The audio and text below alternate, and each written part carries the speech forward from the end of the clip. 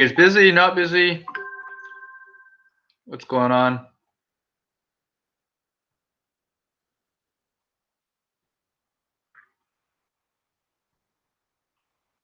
You're all on mute, by the way.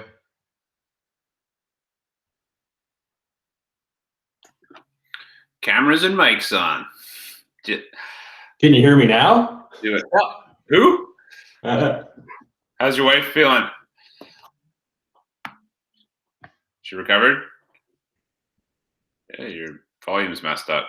Can't hear you, but your mouth is moving. Now he's muted. You're muted. No, you're not. Roshi's messing. Should I leave and come back? I don't think so. David keeps popping on mute. I don't know. Weird.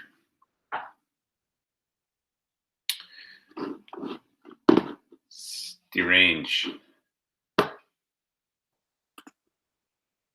Are you muted? I can hear you. Your mic's cutting in and out for sure.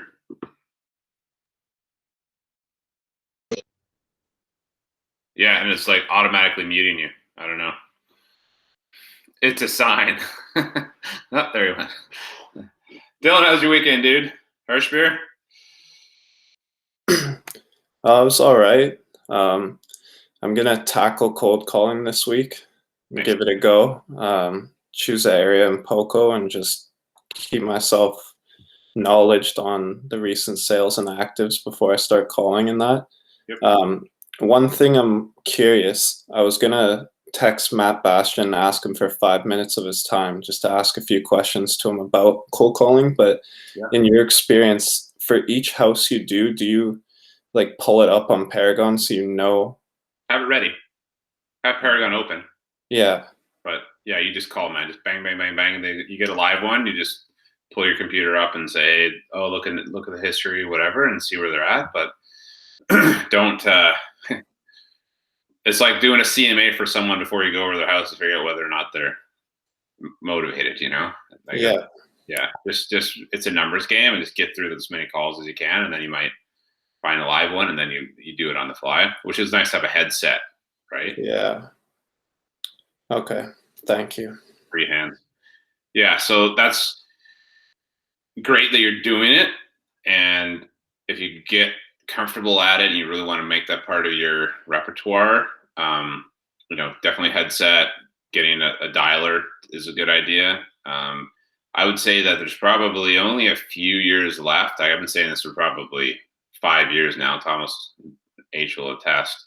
Mojo Dialer is a beast. Like, you have Sales Dialer, you have a few other of these dialing systems, but we're losing people that will actually pick up the phone every year, and it's less and less effective. So there's a couple of years left that you could build a business using a dialer, and then they're just going to be obsolete until we get cell phone data, and then everyone is going to call cell phones. Yeah, because listings only house numbers, right? Mm-hmm. Okay. Unfortunately, that's how it is, and it's a really good opportunity still for a couple of years. You could build a business. Like, I know guys who used to sit there in like 4 hours on the phone and just, because it sucks when you dial, you put your numbers in, and then it's a dead end. But you go dialer, it's like if it's not live, it just moves on to the next right away. So you're almost always talking to someone. So it's really effective use of your time. Okay. Yeah, try it out before you get comfortable on the phone before you start paying for a system like that. But if it's one of the things you want to do, it's nice weather out there right now. It's like I might do it from like October to March is use a dialer, and then because people kind of whip out in the rain. But right now, yeah. Anyway, good idea, man. Just go for it. And like I said, I'm still working with people that I've talked to on past just cold dials that I'm I've done like $250,000 off of one dial now in my career by doing something. Yeah, I figure even if I get one out of every 300 calls, it's still worth it. Yeah, for sure. Yeah. Yeah, good call. Good point.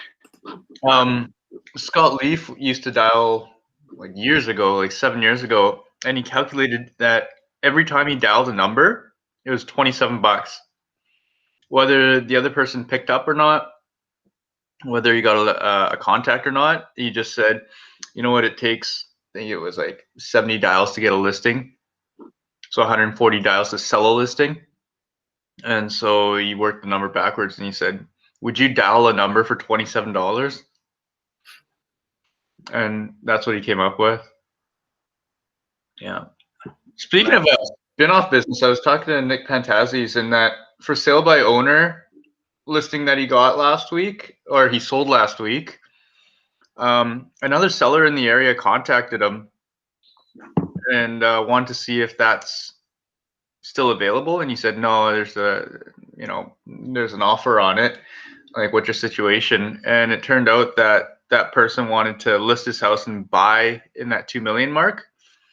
Picked up the $1.4 million listing. So off of one for sale by owner that he called after a little class, got really excited, called me after and said, yeah, I picked up a listing appointment. 2 weeks later, listed it, sold it, and now he's got a $1.4 million listing coming out this week. And then they're going to purchase in the 1.7 to 2 million range. So from that one call, he's got potentially 4 pieces of business. And that's really how we can easily grow our business. Like, David, I know you're crushing it on that street, and like the sellers are obviously going to go after you, and you've sold 4 properties now on that one street. So, take action. Just do the little work, and then it'll grow. Yeah. I think the 3 trips around the neighborhood and what I've put in, 6 hours and $75 worth of printed materials for, what is it now? It's 3 sales and then 2 more listings, and then 2 buys that came out of the 2 listings. So it's been well worth my 6 hours of time. What do you think your hourly rate is on that? Yeah. Yeah. And I'm getting my steps in, right? So it's like a double win for the dad bod too. Yeah. Welcome to the best possible hourly rate career ever. If you just do the right activities. It's amazing what happens when you just follow those 5 things, right? Yeah. You know what we're talking about? Everybody knows? We got 13 of us on here. We should better pull it out of our hat. Does everyone know the 5 activities you get paid for the most? Lead gen. Your 20%. I don't even want Thomas to do it because I've asked you this probably 12 times. Everyone but Thomas, Hiroshi, and Amin and I can answer. Thomas, not that I don't love that sweatshirt. I'm just saying. Oh, he left. I didn't mean it that way. He knows it. He hurt his feelings. No, he went to get a tissue. He's crying. Look at him. I know Thomas could rattle them all off. Can anyone else? Does anyone else have that? And I want you to think on this. If you are 50% on it, go for it. If you're 99% like Thomas, then let someone else self-discover a bit here. We got lead generation. That's one of the 5. What else is there? Scripting, follow-up. It's good. Thank you. Thank you. Follow-up appointments. Contract negotiating. Yeah. You guys spoke at the same time. You said so scripting. Contracts, negotiating, lead gen, follow-up, scripting, and appointments. Yeah. Appointments being listing appointments, buyer consultations, showing houses, right? That's it. If that was all your schedule was consisting of, you would be making $500 an hour. In your calendar, if you're doing one of those 5 things, put it in green, like colored in green. Everything else could be yellow or blue. Yellow meaning you can hand it off to an assistant or another agent, and blue meaning fun. Or you could do purple meaning fun, whatever. Yeah. And so the only thing that trumps, terrible word, pays your lead generation is recruiting for your team, right? You get why? Because if I make one call today, and that, let's say, make 100 calls today, and of those I get one appointment. But if I make 100 lead gen calls versus 100 recruiting calls today, that's great. But tomorrow, if I make 100 lead gen calls today, tomorrow I make another 100 lead gen calls with someone else making the same calls as me. Now I get 50% of that. And then the day after that, I get 50%. And then, so day 3, I'm actually getting 200% and so forth, and see how that compounds. So starting to think about, how do I build a team? How do I put people on my team? How do I bring other talented people around me is more important than lead generation eventually. Right now, you got to learn that skill and really hone it. But as soon as you start thinking that way, how do I find an amazing assistant who's going to give me my time back, let me do more lead generation, follow up better, have better appointments? So that's the mindset. Anyone else have any ahas or wins they want to share before we get rocking? Yeah, I want to, we've brought a new team member on. His name's Dan.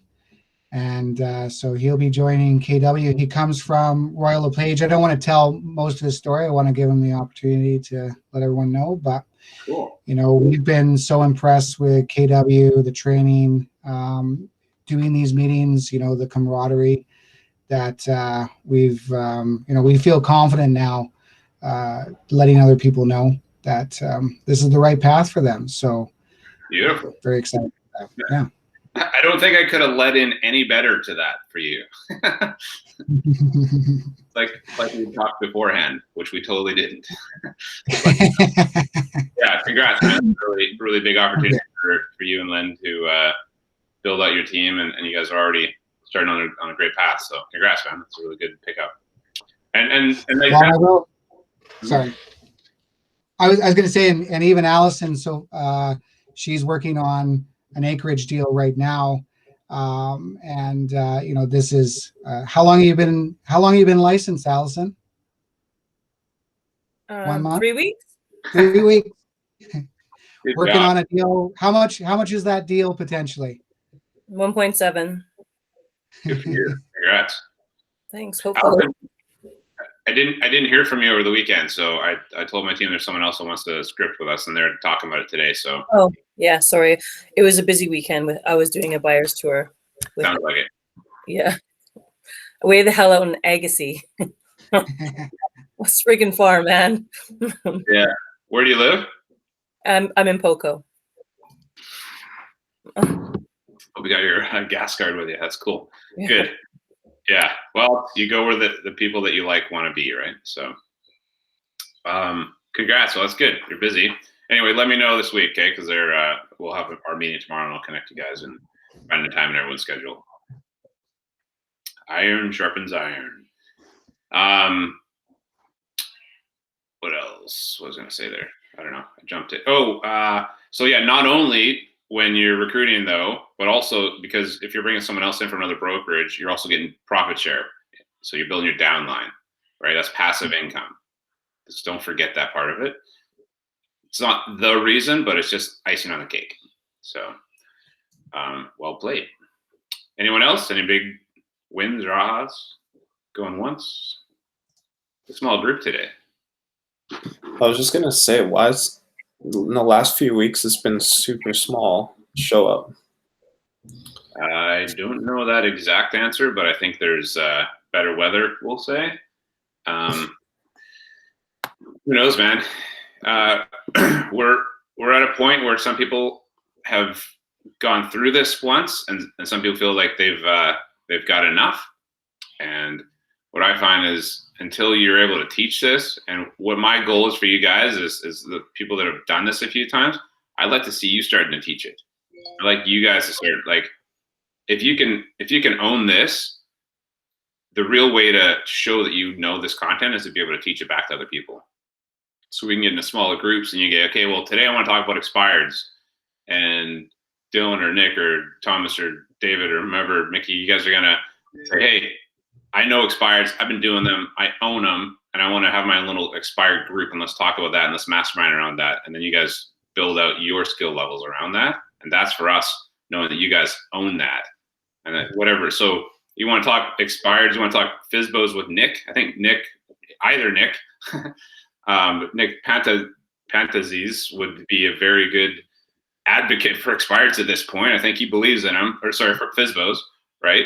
So, like, do you guys want to talk about FSBOs and get into a really good mindset around those? There's a great opportunity to chat with him about that. So that's for us putting you guys into littler groups and saying, okay, here's an opportunity to own something. So what is it you guys like doing? Like, what are you passionate about? There's hundreds of types of lead generation, to be fair. Did you guys watch the Market, Jay Dryberg and Jordan McNabb on Friday? What were your thoughts, real quick ahas around that? Yeah, I liked it, but I'm also a big fan of McNabb's and their bold, kind of in your face and not taking themselves too serious and yeah, right. And it's to each their own, right? Not everybody has the same style as maybe Jordan or Dan does for stuff, but yeah, I don't know. Like, I think when as new in first year as I still feel that I am, knowing that there is many different ways to skin a cat from what we're hearing from all of you guys and all of us, as well as listening to Jay and Jordan of what they've done in their 14, 15 years. It's nice to know that it's not an exact science and that you get to test what you want to do or like to do.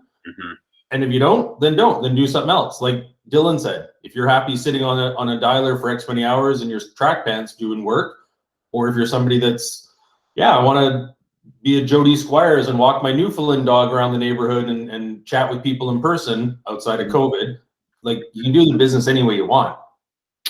It's so true. And, a lot of the stuff where they started the business didn't exist, right? Jordan 15 years ago, like, social media wasn't even a thing. Yeah. Not IG, and now he's all over it. And so in the last 3 years, say, he's pivoted to being very in your face on IG, and it's working very well. And whether it becomes TikTok or whatever the newest Clubhouse or some new form of communication in the next 2 to 3 years, that could be opportunity for this group, someone to really jump onto that. Again, if you love doing that stuff, but if you want to be out and about belly to belly, then that might be for you too. Finding something that you like doing so it doesn't feel like work is the key, right? Yeah. And you're passionate about it. You're like, if you're all about equestrians or whatever, then be at the horse shows and talk to people and just engage in what you love doing, and you will find business. But the key is doing something purposeful every day, asking people for business. Opportunities will show up. That's the key. And so how many times a day do you ask for business within whatever it is that you're doing? And that's your number. And that will be the amount of deals you do this year. One little side bit, like months ago when we're all figuring out our masks and stuff, I went and ordered a set of masks off Vistaprint for whatever they were, $25 with logo on the side. 2 weeks ago, the wife and I are lined up in front of some little shop that she wanted to go visit. And then I hear, David? And I turn around and I'm like, hey. And she's like, how are you? And I'm like, great. And I have no idea who you are because you're wearing a mask and then you've got gray hair. And she's like, both just, it's Carol from blah, blah, blah. I'm like, oh my gosh, how are you? How's Ross? And I pulled out her husband's name out of my ass. I have no idea. And she's like, oh, it's great. Da, da, da, da, da. Follow all your, and she went through this big ramble of all my Facebook, blah, blah, blah, blah, blah. And I'm like, great. She's like, yeah. She goes, we'll reach out to you later this year, but not quite yet because blah, blah, blah. And I'm like, awesome, thanks. All because I was wearing my mask. My logo on it, right? It's amazing, right? I mean, you can wrap cars, you can do whatever it is you want to do, get in people's faces however you want to do it, or do all of it. I wouldn't do it at the beginning because, again, it's like red light, green light, keeping your money in your jeans. And I got an email today about bus benches. Whose face is on a bus bench? The one with the tooth fucked out or the mustache? Like, don't ever do that. I don't want to see your face on a bus bench, or I will go black out your teeth. All right? So I'm telling you right now, keep your money in jeans. Don't do it for the ego. Do it the right way. I'd rather you spend money on social media boosting your posts or something before you do a bus bench. That's all I'll say about bus benches.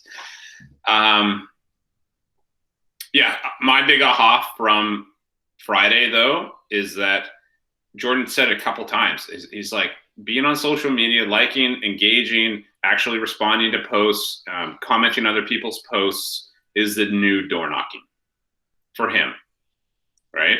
And I have this, I like, it turns my stomach to be on my phone all day, liking and posting and doing that stuff. I really don't like social media, but I do appreciate the simplicity of it, of just like, hey, you have a cat. I like cats. And then they're like, oh, he loves me because I love cats. We have this cat connection. Whatever it is, you guys know it works, right?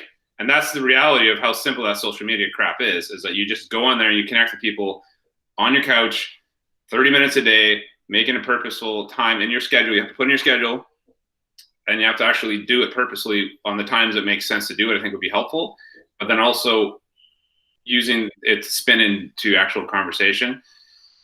Good question, Debbie. I believe it should have been recorded. Amin, do you know if it's accessible? I didn't see the little record button up there for all I know.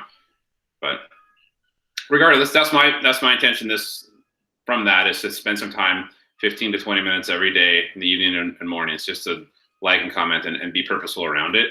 Because I strongly believe it's a simple way to connect to people, and it's meaningful enough that people are connecting right off the bat, like instantaneous, right? So that will be something I do more often. And I'm finding lately that I'm getting more interaction from stuff that is not, hey, here's my new listing. Look at what I did. Look how great I am. It's the simple stuff like me and the dog, or me posting the other day going, don't ever do deals closing on Friday, because this is the face that I make, right? And I was making a cringy face. And the number of people that were commenting or messaging after the fact saying, oh, hey, how you been? It's been a few months since we've chatted. And like conversations that have just rekindled because they're now curious about the market or me or whatever. You never know is the underlying thing. You never know where business is coming from. And I think we really, and thank you. And I think you really underestimate the amount of people that are watching. That are not, they're the lurkers, right? They don't do anything. They just scroll and look. And that's where more people than you know that are in your sphere are watching what you're doing carefully, just not commenting. So be aware of that. So they also just said, if you're not sure about it, just post it. Just be out, be present.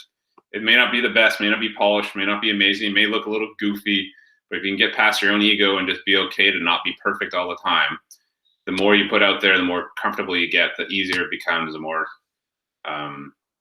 engaging you'll be once you start. I didn't like that post so much. Well, don't do that one next time. Do something more. But find opportunities to do it. Again, it's something, if you like doing it, great. If not, find something else. But I think that's pretty much time to get rolling on this, so we have enough time to get through the rest of our class. Anyone says anything, just bring up questions as they come in, okay? I'm gonna start presenting. So this is a great week for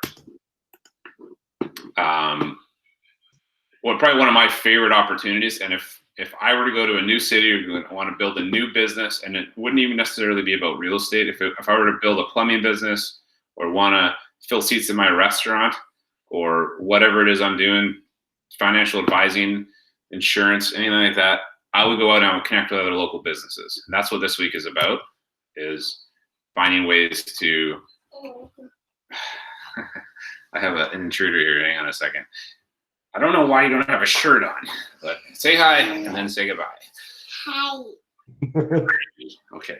Go say, Mom, take your balloon, please, okay? All right. So you guys, everyone got their numbers in? Yeah. Do we know how many hours of lead gen you put in per week? So I'm gonna ask a question. If you had hired yourself last week and you were your own employee, would you pay yourself? Would you fire yourself? How many hours did you put into your job? So that's the reality of this business, that you don't have a boss, but you're slowly firing yourself, or you're slowly increasing your hourly rate. So just keep that in mind, right? So how many contacts on your database? And this is the the temperature of your business. This is your heartbeat of everything is your database, right? If you're adding to this, every day you're taking a step forward. If you're not, and you're not communicating with it, again, you're moving the wrong direction. I don't have that in front of me. H, do you have any listings that came in? Or Amin? Anyone take any listings? Anyone have any listings that we want to report? Because Thomas, I know you took a listing. There's one. Good work. So the listings is everything, right? So this is where I know that if I take a listing, it's 80% likely to sell. I should get another 2 pieces of business from that listing, right? So I can predict my income now with my listings. Deals, closings. We'll come back to this. H can report it in a sec. So here we go. Team, can you? Sorry, one sec. Over here, please. Over here. Amin, H, you want to roll with this real quick?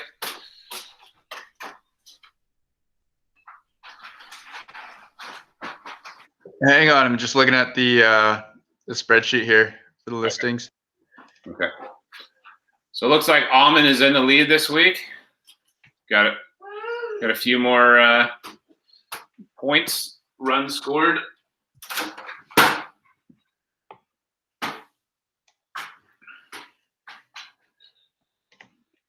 So this is where we start talking smack, guys. This is where everyone's on mute. No one has an opportunity to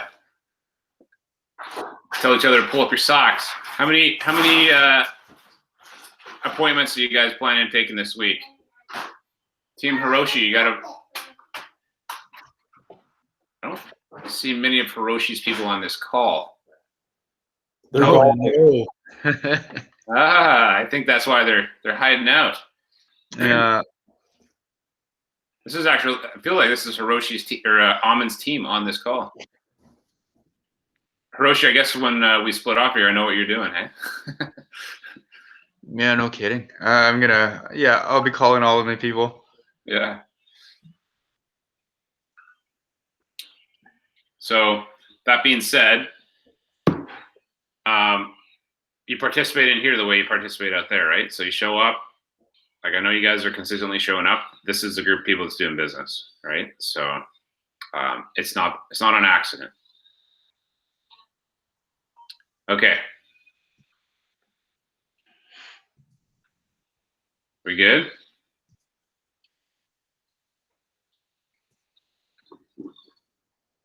Do you have that spreadsheet going? Yeah, so combined in the last week, we've set 7 appointments as a group. Nice. 2 buyer agreements signed, an accepted offer. Lynn, very good. And no new listings. It was Thomas's last week?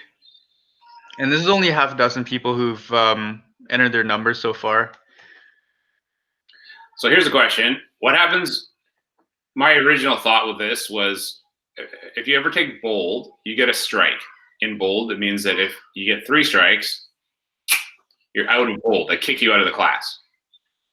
So it's a pretty high level of accountability. So a strike is being late. It's not submitting your numbers. It's not doing your homework, whatever that week calls for. And I know it sounds like a little ruthless, but it's also a very serious level of accountability, which I really appreciate. And sometimes people need that in their lives. And again, accountability to us versus accountability to your family, like what's more important. So us holding you accountable helps you feed your family, that kind of thing. So how would you feel if we got a strike if you didn't submit your numbers? And if you got 3 strikes, your team was out for the week and your basically points don't count or something like that. You got, this is your, as a group, we decide how accountable we want to be to this, but it also means like there's points to be scored, there's games to be won, there's celebrations, and I really don't care about all that crap. I want you guys to make a bunch of money. I want you guys to do deals and make appointments happen, right? That's what it really matters. But how do we hold you more accountable? Because if you're only doing 6 people that submit their numbers out of, we have 53 people in 60 almost people in coaching actually. Sorry. So that's 10% of people submitted their numbers this week. And I know that it's a bit of a pain to spend the 30 seconds to submit your numbers, but the reality is that you're not submitting your numbers because you don't know what your numbers are. Because if you knew what your numbers are, you'd be proud enough to submit them. I'm not saying this individually. I'm just telling you that if you don't know your numbers, you don't know what your business is doing. And if you don't know what your business is doing, you're kind of just blindly wandering around. And that's a challenge, right? Like that's something we need to help you guys get past thinking like this is a part-time gig and how do I make it a big full-time career enterprise empire. How far do you want to go? How big do you want to make this? But the numbers will tell you. And if you don't know your numbers, I could say right now, if you don't talk to 100 plus people a week, you're not going to be, sorry, if you don't make 100 plus phone calls or door knocks or whatever, having 20 contacts a week minimum, you're really putting a big hurdle in front of you in order to be in this business in 2 years, right? Like this is a slippery slope we're on. And I don't want to be harping or anything, but I just want you guys, I want all of you to make it. But at the same time, if you don't tell us your numbers, we can't help you make it as easily. So please do that moment. I know you guys are probably the only ones that actually do your numbers here. So if you're watching the recording and you didn't put your numbers in, my point is please help us help you, okay? I'll be done with that now. So I really want to know what it is so then we can pivot you and help you navigate this stuff, right? So it will help. So get those numbers in, please. Hey, Chris, I was just going to jump on that as well. So along with just, being able to track your numbers and, us sort of getting some intel on what you guys are doing, the leads that we're giving out, they're going out to the same 4 or 5 people every week because those are the only ones, reporting and showing up. My phone's ringing there. Yeah, I mean, these leads might not always turn into something, but whether it's 5% or 10%, when it does, I mean that $8,000 check will be a nice bonus. So just make sure you just take that 30 seconds to punch in those numbers, even if they're zeros. I mean, punch them in, right, just so we can see where things are at. Yeah. I mean, who couldn't use a few extra people added to their database for free, right? Oh. Right. So just getting that lead goes to your database. It's on you to follow up with them, just like had you door knocked, just like had you cold called, right? So it's just another person in your database to connect with. So all it is put your numbers in, and then you get these people added to your database for free. So I think it's so easy to do. It's a step we just need to get you guys into a habit of doing, and we're gonna get you there. I promise. And you guys have the power. So quick question, Chris. For those of us that are here, who feels right now they've set up a winning routine for themselves every day of the week to do what Chris is asking? Or who feels like they're still looking around for what am I doing today? this is unmute time. Yeah, I know I got to be better. That's why I'm tackling cold calling. Okay. So Dylan, I'll throw you under the bus. In your phone, do you have it broken down that on Mondays at 12:30 after you go make a sandwich after the call, that you're going to book yourself in for 2 hours to owe it to yourself to do what we're asking each other to do? Or do you? Somewhat, yeah. What I'm going to do is I'm going to start tomorrow and get these other things off my plate today. And I'm going to devote some hours to it. Yeah. It's kind of goes back to the plan to fail to plan to fail kind of thing, right? And just because I've got a shit ton of stuff in my calendar, there's a lot of days that I go, nope, that's not going to work because I just got a call for somebody to go do the home inspection that was supposed to be tomorrow and now it's going to be today. And then I put it off. But I've also figured out that I can reach out to my sphere of people from my phone in the 20 minutes I'm sitting in the truck saying, hey, Sally, it's been a while. How are you? How are the kids? Remember I bumped into you the other day at whatever thing? And they're like, oh my gosh, it's so funny. We were just talking about you and your ugly bald head. Ha ha ha. Right. And then it turns into these conversations. Oh, I got to go. I'm at a showing. Oh, actually, you know what? My mom and dad are thinking about selling. I'll talk to you tomorrow. I'm like, okay, I'll talk to you tomorrow. And then I put it on my phone, follow up with Sally tomorrow about her parents. right? Like I'm not making it sound like it's easy because we know that it's not.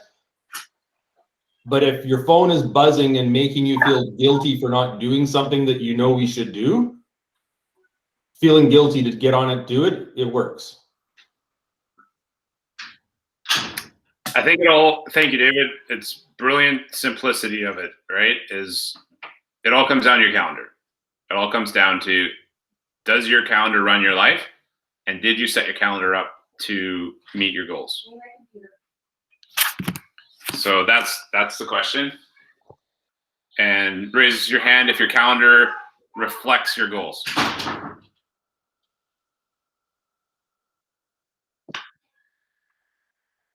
3,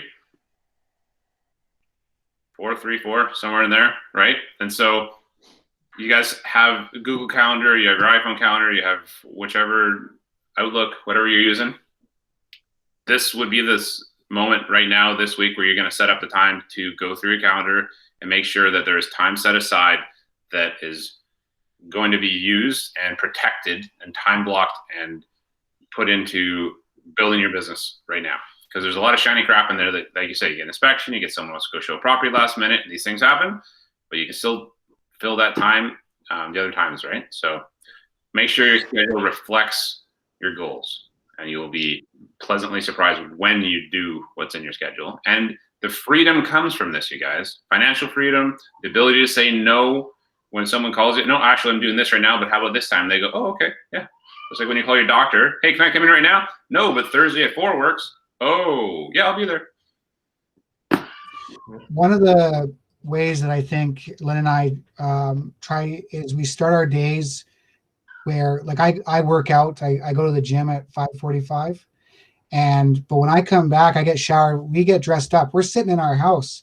I've got, kids running around. I've got dogs and cats, but we're dressed up like we're going to work, like we're going to an office, like we have to. There's a dress code. And I find that, I think if you take it very seriously in that mindset, my desk is set up like a cubicle, like it's an office cubicle. And so you're removing some of these aspects that I think we all assumed was what was part of this industry. Everyone assumes a realtor is opening up a door, they're making 15 grand, and then in between they're Ferrari shopping and sitting by the pool, right? But we know the reality that the actual 1% are busting their ass. I definitely, Lynn, we within our team, we still want to look at each other as associates, but Lynn is I'm accountable to Lynn. She's like my boss. And so if I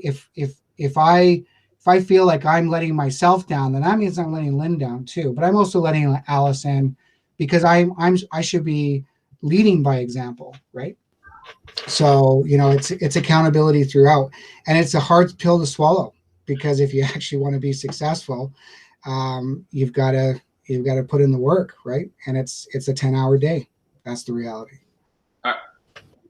There are no shortcuts to get going in this business. I don't know a single person out there that has had an easy road to being successful. That's the reality of it. It's a simple road. You don't need to be highly educated. You don't even need to be clever. You don't need to have a good script, really. You just work hard enough and bang your head against the wall. It will work out. You can have some good scripts and it goes a little quicker and smoother. But I don't know one person that just like showed up and business fell through fell into their lap, unless they were brought onto a team and they were getting leads and then going out in some sort of situation like that. But that doesn't mean it's still not hard work. They got to go out. They got to meet with people. They got to buyer tour. They have to learn how to close. They have to learn all this stuff. So it's not complicated, though, really. It's a very simple business. You just go show houses, you write offers, the 5 things, right? So if you get that in your schedule and you really dial it in, I promise you guys are going to have like the best quality of life once you understand what's important, and then you start to prioritize. Then you stop doing the shiny crap and you source it out. And then you really enjoy what you do. It's just, like, there's so much opportunity to just do fun stuff in this business and get business from it when you figure out what that is. So thanks for the insights, gents. And I think one last thing I'll say is this is a group that really cares about being successful, and there are accountability partners within this call right now, right? And I would say that, Nick and Allison and Lynn are accountability partners. But Nick having a different accountability partner, which is just like a 2-3 minute touch in the morning saying, hey, what'd you do yesterday? You said you're going to do this. Did you do it? Yes or no? Just like having a gym or a running partner or whatever that is, having that extra level of accountability is the best thing on the planet. And I know that Hiroshi and I had accountability partners for a long time. Him and I would meet weekly at least and talk about what we were doing. We'd script and role play, and having those scripting and role play partners be your accountability partners is perfect. It's a really simple way of doing stuff. So if you don't have that, this is a group. You've got Slack, you've got channels to connect each other, and just that extra level, I promise you, is only beneficial. So take advantage. I will lead you to the water.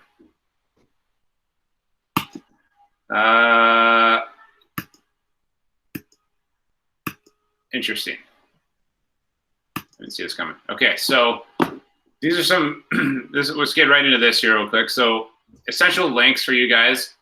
The new home registry, this is I was expecting to go down this path on this one, but so when you are buying a brand new home, when you're selling a brand new home, you need to figure out whether or not it has home warranty insurance. Okay, so this is crucial for selling. If they are not registered here, that means it's like an owner built that did not go through the due diligence of the city, and that can be an extreme red flag. And we just had this happen actually. It was a 10-year-old home one of our coaching clients sold, and it wasn't in here. What do you think happened to that contract? Flush. Big problem, right? So that is a concern if you recognize that. So first thing you do when you know as the owner builder is coming through, and make sure this has been done properly, okay? So new home registration. What else? So my LTSA, so land titles. Okay, this is just like if you feel that there's something on title, you want to pull it before going out to view the property. You go to login. These are all like links you just want to save it to your computer. Okay, so what else can I use this for? Amin, you guys, my smoothie just arrived. Anytime there's anything that's on title, like an easement right away, you can pull it from my LTSA as well. You just enter the registration number. Really, for your listings, you must do this, right? You have to have that detail, that information. It costs money, but you must do it. Go ahead. Mm-hmm. Yeah. Judgments as well.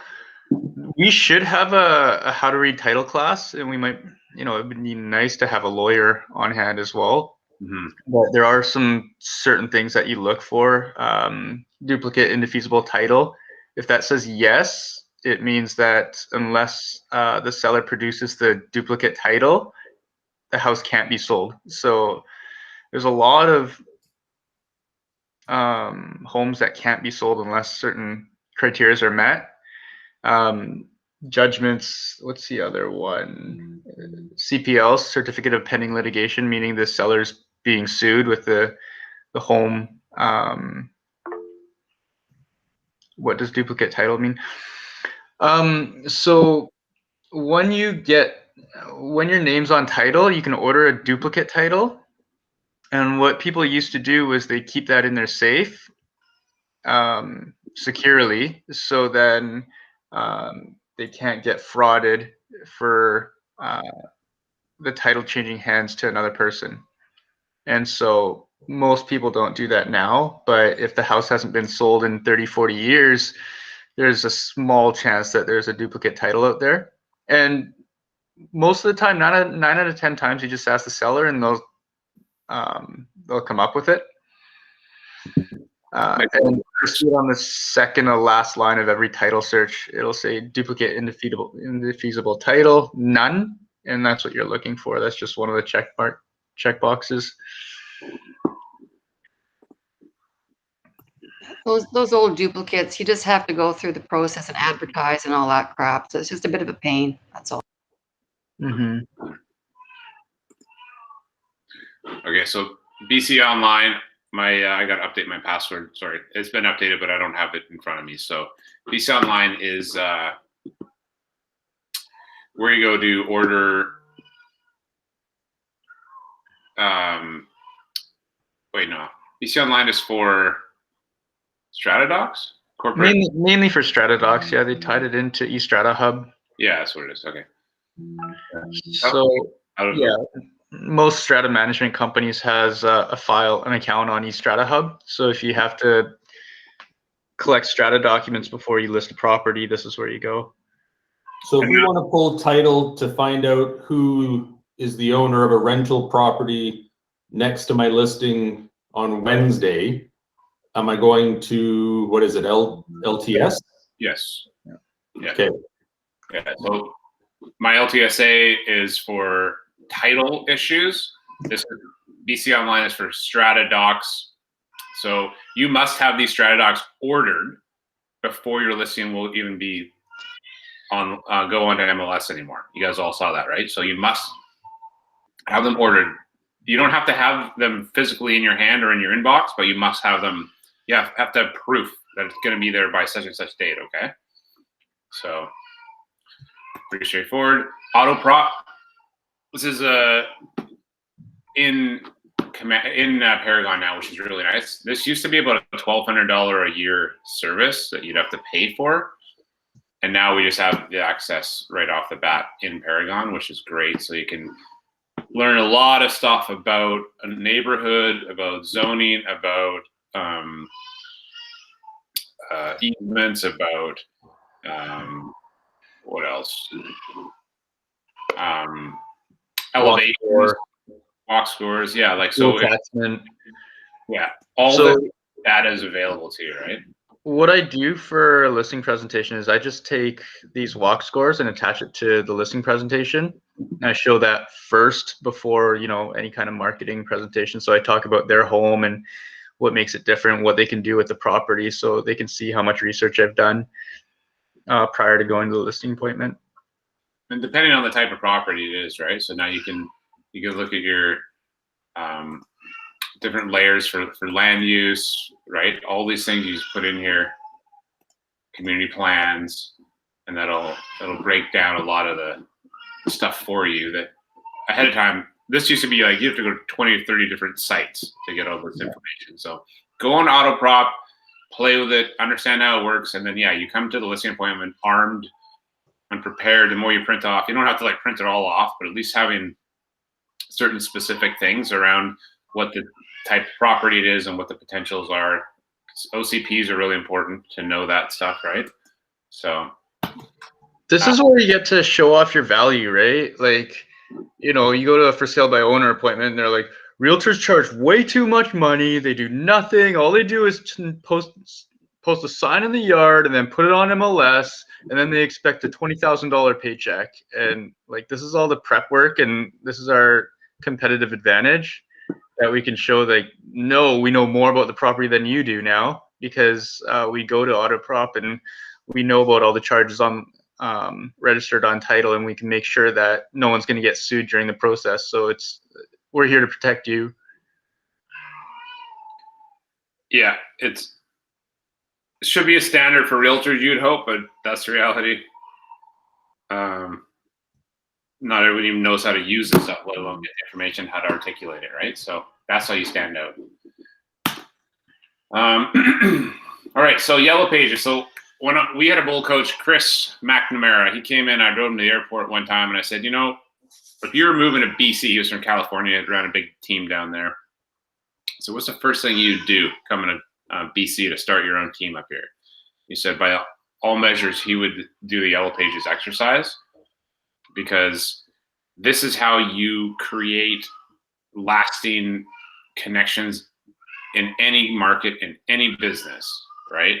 The more you connect to each other, support each other's business, the more, like, everyone in our world needs a home. So it's pretty simple. If you're a business owner, you might even need a nice home. So I'll take one of those. But more importantly, they have customers. And when those customers connect with us, we connect them with them. It's just like symbiotic. It's a beautiful thing. So if you want to get started and start connecting with people every day, put this as part of your lead generation. This is how we do it. So A to Z, have a list, have a running list, edit it. You can put it in your website. You can put it in a blog. You can have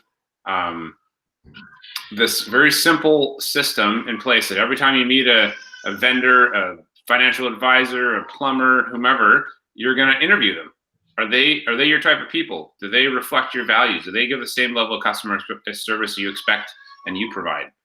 Right? And if not, then next, right? There's too many businesses out there. But if they are someone you want to connect with, and take it with a grain of salt that you're probably a newer agent, you may not have the horsepower that some of these big teams have. And so like going to a lawyer, this like Tony Spagnuolo, for example, who has, I don't know, a relationship with 14,000 realtors. Why is he going to, hitch his wagon to your business?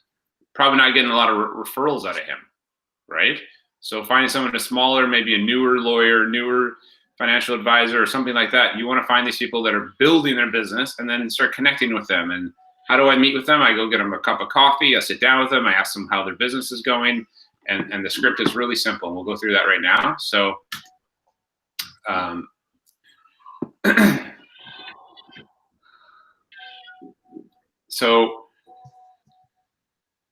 we call the 5-star script. I connect. I say, Hiroshi, how's it going? It's Chris Ackerman with Keller Williams. How are you? Great. Awesome. And hey, just want to let you know I'm calling it as a business call. You might put that up front, just figuring out why you're calling, and use a little bit of forward technique, just figuring out anything that is going to be in his world. Hey, this year I want to beef up my vendor referral list, and so the people that I offer my clients service to, right? So I consider myself a concierge, and I just want to make sure that anyone I send business to is also going to provide the same level of service that we do. And I should have read this script. I'm going down a different path. So we're going to start this from scratch. This year I'm calling my clients. Sorry. I'm calling my sphere, my people, okay? And I'm asking for their people. That's the point to this. I thought I was calling the script. Sorry. So we'll start from scratch. This year I want to beef up my referral list. So all the people that I know, my friends and family, my clients. So I'm calling everyone. This is when you're calling your database and you're saying, hey, who do you know that's given amazing 5-star service to you guys and your family in the last little while? And Hiroshi would say, I hired a plumber and they did an amazing job, really, really good service. I say, awesome. And then would it be all right if I called them? And then I'm going to call that vendor, and Hiroshi's going to say, of course, yeah, he wants to promote them, right? They're happy with the service. So I'm going to call them, and then I'm going to let them know, hey, Hiroshi gave you a 5-star review, and I just love to sit down with you, maybe get a cup of coffee, or we can just do a Zoom, or just have a 15-minute phone call, whatever that looks like, and see how they run their business. Are they the type of person? Do they actually communicate well? Are they gonna respond and be a good reflection of me? And then I'm just gonna say, hey, I'm gonna start giving you business, and then another option is, hey, did Hiroshi give him a Google review, right? And if not, is he even able to receive a Google review? Does he have his Google Maps set up in order to do that? And if I were to just help him do that, this plumber doesn't know how to do that. Now I set up his business. He's starting to get Google reviews. He's starting to hit SEO. Did I do that guy a big favor? Does everyone know how to set up your Google Maps? Is everyone on Google Maps? Can you get a Google review? If you don't know how to do that, please put your name in the chat right now. If you're not set up to receive Google reviews, if you do not have any, Debbie Richards. Okay. Google it. Kid, but really, that's okay. Allison and James, Allison and Debbie, sorry. It is actually as simple as Googling it, and they will send you. And I would assume that Nick can help you, Allison, specifically, to get it set up. And Debbie, it's actually quite simple. You need to set up your Google Maps to the office, and then they'll send you either a text link. Usually it's text now, and then you connect, assuming that you use the right location, and it'll just then have you on Google Maps for your office, which is your website. And keep in mind, the final verification will get mailed to your place of business, which is the office, and you have to go pick up a little Google sheet, and inside there's the code, and that completes it. And mine took, I think I was close to 3 weeks until I actually got it. Yeah, so that's how it used to be, or it still is sometimes, I should say. And there's sometimes they just do a text now, I believe. Oh. Yeah. So Okay. I- Mine was 6 months ago at least. yeah, well, no, I think this has been for a while actually. It's because we set up one business and we needed to do that, and it was an absolute pain in the ass to get that thing. I agree, and it's a bit of a slow process, I should say, not pain in the ass, it's just patience. Versus sometimes they'll just send you a text code to verify as well. But if it is that one, you just got to go get it in your mailbox and you have to punch in the code, and then you're logged in the way she just mentioned it. And you should use your wherever you're licensed. Okay, this is council mandatory is that you must have your brokerage address as your for your Google Maps. Okay, you cannot put your home address, and you really shouldn't for security. But more importantly, you're not supposed to do it because it's what council expects. I appreciate you working Chilliwack, Nick, or whatever. You probably would rather not have a POCO address on your thing, but that's what you're supposed to do with council. And I'll say that's what you're supposed to do. You guys make the final decision, I suppose. But it can be a bit of a challenge with council. So anyway, so I help these people do that. It's pretty simple. Again, if you figure out how to do it, then you can help someone else do it. And that's the simplicity of it. And now you get them some Google reviews. You help the person that referred them get the Google review. You review them. They review you. You guys help each other build each other's businesses. It's really simple. You now have someone to add to your database. You have their entire database. If you start connecting with them, you can maybe invite them out to your events or for some homebuyer seminars or whatever you guys are doing, and offer them opportunities to support each other's business. Make sense? Pretty straightforward. And you guys would probably want to rehearse this and practice this script before you make your first phone call to a business owner to figure out how that's going to go and how smoothly it can be. But most business owners get it. Hey, I'm looking to hitch my business up to yours. Here's what I do. Would you like to connect with me? I don't know any business owners I've ever had this conversation with that have said anything but sure, unless you're really unconfident and don't know why you're doing it. And so that's the simple version of that script. This is what I thought we were doing. Sorry, so I had them backwards. So I call my sphere, and this is the golden question, the chosen one, whatever it is. Maybe make it a little bit bigger for you guys. So if you had a friend or neighbor who's looking to sell their home, buy your home, or invest in real estate, who would you recommend they call? It's still getting bigger. Okay, so you can ask this question anytime, any place, anywhere, ever. And it's that simple. So there's only really 4 potential answers. And one is this guy, me, you. Awesome. All right, well, let's solve that problem. 2 is they have a really close friend or family who's a realtor. My cousin's a realtor. We just sold a home last week, and the neighbor 2 doors over had just sold their home too. And the brother sold their home. And he was a newer agent, and he did an incredibly poor job selling their home. So the brother, having such a big ego, didn't take responsibility for messing things up and screwing up the dates on the contract or something like that. And they got into a huge family fight. And this realtor, instead of taking responsibility, basically told his sister and brother-in-law to pound sand and to never let their kids into their house again. And they have a huge family drama. The parents, like, it's so much nastiness. Like, we're kind of having a laugh about it. It's so smoothly. And these guys, like, the wife's over their house crying, and it's just like this awful, awful situation. It's exactly why you don't want to work too closely with family members. And I'll tell you right now, between you and I, working with family sucks. There's no getting around it. They have really high expectations. They always want a deal. They break any boundaries you would set with a regular client. They expect everything, and it's challenging. So work with the public.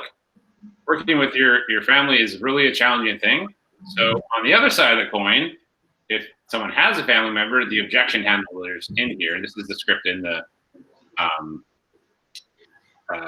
wiki site. So you just would go on to here, the realtor objection, basically portraying the situation I just told you, which is like a real, like 2 weeks ago, that just happened. So this is for you guys to practice this. But this is probably one of the number one objections. How many times have you guys heard that I have a family member? Everyone knows a realtor. Fair? Has anyone not heard this objection yet? You haven't talked to enough people. I promise you, this is like probably the number one concern. So nailing this script will get you business. I promise you. And here's the thing is that it might just be that, hey, you're going to offer them a referral fee, and at least you that way get the business and they get taken care of, right? That's a really simple way of doing it. I got an uncle in Chilliwack who wants to sell my West Van house. Okay, well, that doesn't make a lot of sense to me, right? No offense to Chilliwack realtors, but probably don't know a lot about West Van real estate. That's a long way to drive to show a house. So knowing that script off by heart, I won't go through it right now, but the idea is that if they have that objection, you have that at your fingertips. The third option is I work with Hiroshi Kubota, one of the top agents in town, and I understand that. That's great. I still would like to offer you a second opinion, and if they're ever too busy to help, I would love to give you, I'd love to apply for the job to serve you guys better, right? And so at least getting that second opinion foot in the door, very likely to work, right? There's no reason why they shouldn't at least have you over and give you a different opinion about marketing or promotion or price or whatever. So, or they don't have anyone. That's perfect. So how do I earn the right? I want to be that person. How do I apply for the job? What would it take to be that go-to person? Okay, and that's it. And those are the simple answers to that. And if again, now we're into the Allied Resources, and I've met with them, and I want to earn the right to go be their person for referring business back and forth. I want to be your go-to person for real estate. I don't want all your business up front. I just give me a few shots every month. And if I heard you correctly, what you're saying is that when you get to know me and my business better, and you like what you see, I'd be your go-to person. And then connect. Is that correct? And so here's what it is with business owners. What are the two options for them? What are the two things that are the biggest challenges in their business? As a business owner for you guys, what are the biggest challenges? How do I make your business easier? How do I help you build your business? What do you need more of? Clients. Right. So if they don't have enough customers or clients, or so they don't have enough leads. So I'd be happy to help you grow your business, refer your leads, as long as you promise to do the same thing for me. Sound good? And today, we can start by doing a Google review, helping each other out, helping each other's businesses grow online. That's a good start, right? What's the other option? So they have too many leads, right? So they have so much business, they don't have the help, they don't have the support, they don't have an assistant, they don't have labor to go and handle the business the volume that's coming in. So as you're connecting with people, you have people that have, this is a great time because a lot of people are unemployed or underemployed or looking for business and looking for ways to feed their family. So you definitely are creating lists of people that potentially could be employees for these people. Right? This is our job. We're concierges, always working, talking to the neighbors. Who knows, right? So how do I help? Asking what their ideal client is, right? So a spectrum of solutions. This is basically, what do you do? What's your marketing plan? What is your mission statement? Who are you as a business, and how do you help provide service, and what type of service, and what does that look like? And so if you can create like a package like that, it might be a listing presentation or a hybrid of both. But another couple great things to have are some success stories on hand, right? We just sold these people's property. We just bought a property in a couple days on market. We swooped in and stole it underneath the rest of these buyers, or whatever those things look like, but having some success stories, just like you're a first-time home buyer, we just help some first-time home buyers. So having those even into a little package again. And so after that phone call, the key is to take away something. So set up another time to connect. Okay, so at the end of every meeting, you set a new meeting. Okay, so after this, we're gonna see you on Friday, and we're gonna talk to you about such and such. And a takeaway, what can I do to help this person? So what's an assignment I'd take on my shoulders every time I talk to someone to go and create value in their life? So after this, I say I'm going to follow up and get them a number of a new employee, or if it's a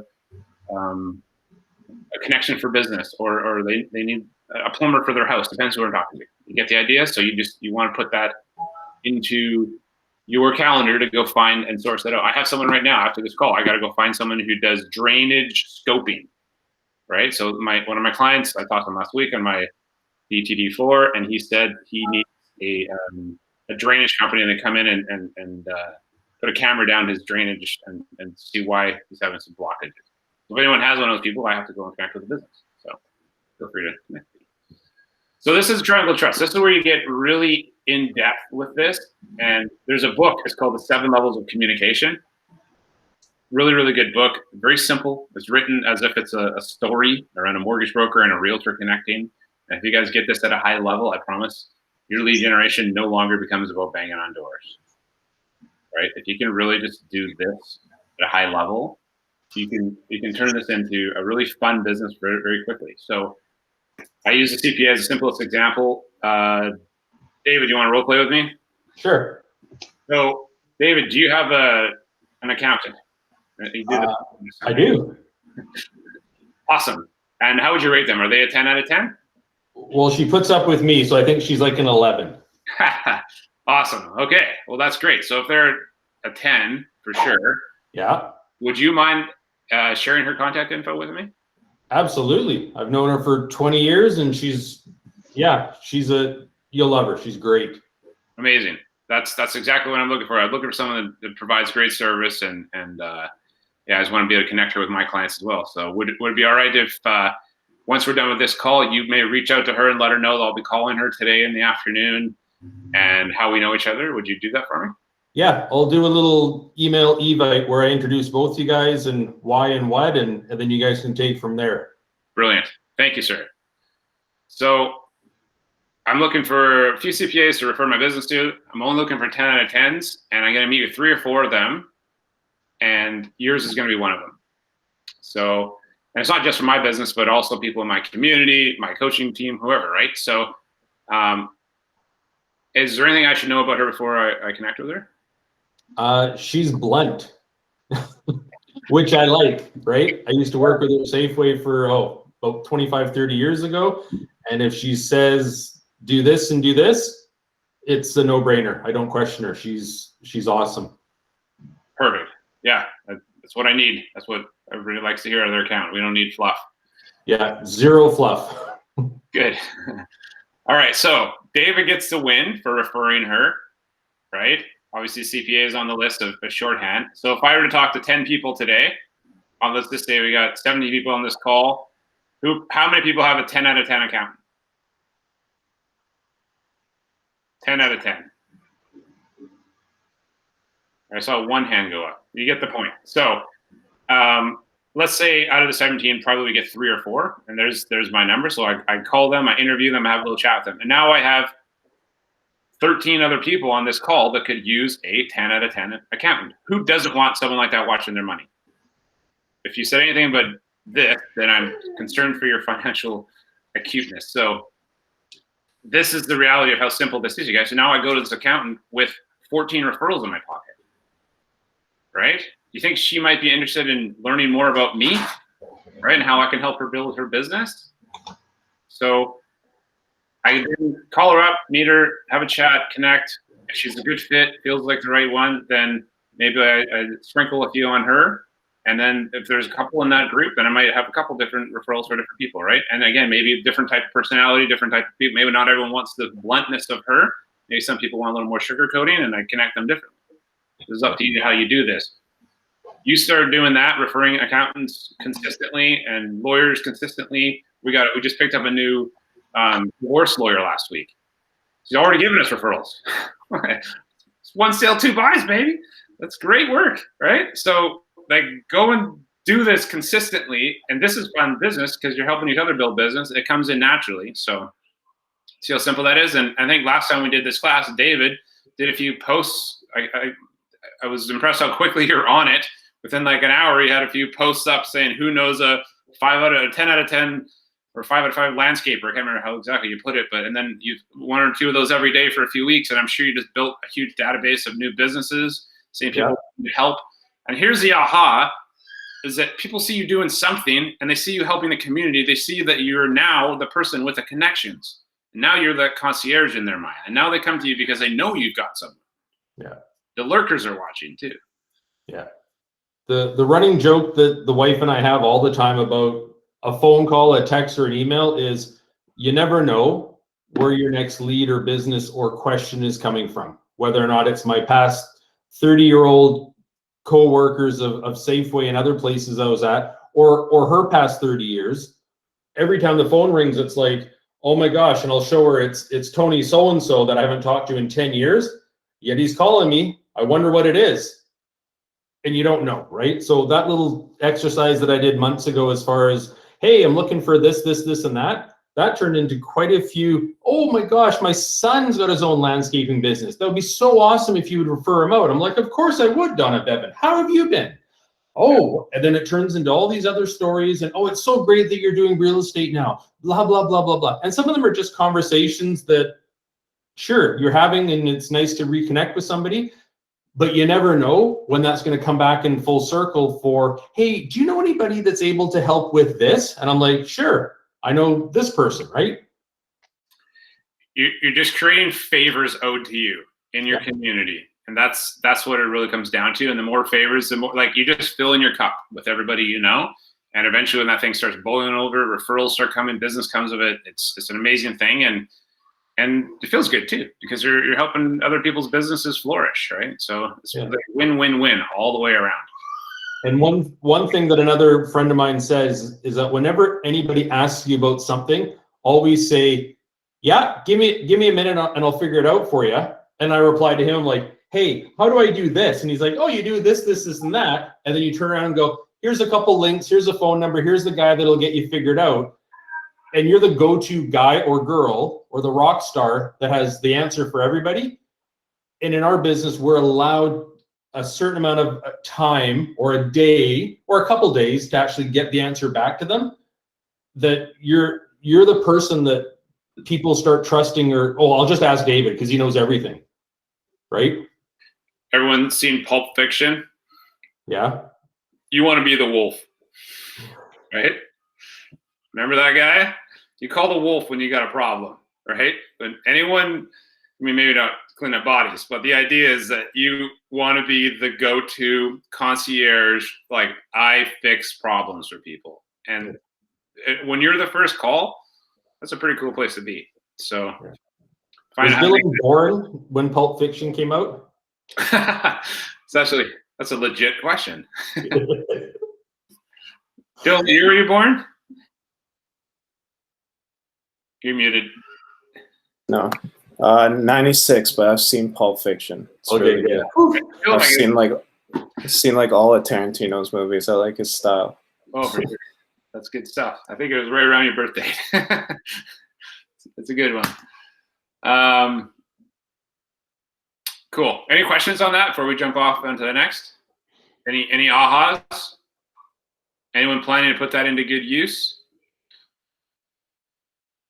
The script is in the wiki site. I would strongly suggest like just making that one of your days, right? So maybe on Mondays I do expireds, Tuesday I do FSBOs, Wednesday I do business owners, and then like setting yourself up. Okay, well, Thursdays or Wednesdays I will book next week's coffee appointment with one of the business owners every week. So every week I'm having a sit down or a meeting or a Zoom or whatever it allows for right now with a business owner and seeing how we can connect. And this is how you strengthen those relationships, right? So like this week we're meeting with this divorce lawyer, right? Like that to me is it's just beautiful thing. As much as like divorces are challenging, there's definitely some negative energy there. Just learn how to navigate it and stay Switzerland, and it's a really good opportunity for lots of business opportunity anyway. So okay, anything else? Any ahas? Any takeaways? Any intentions you want to set from doing that? Who's going to do what? What businesses will you call this week? This is where you unmute. Shout it from the rooftops, because then I know it actually happens. I know a guy from a signage company. I'll give him a call, see what kind of advertising stuff. Yeah, guys, you guys already know like 100 businesses. Go through your phone and look at the people that you already know and have this conversation with them. Like if your uncle has his own like sole proprietor business, go and see how you can solve a problem for him, right? Like go through your phone at this point before reaching out to the public even and help the people that you already know and love and care about build their business somehow. Nothing I like them, they don't do your business. So.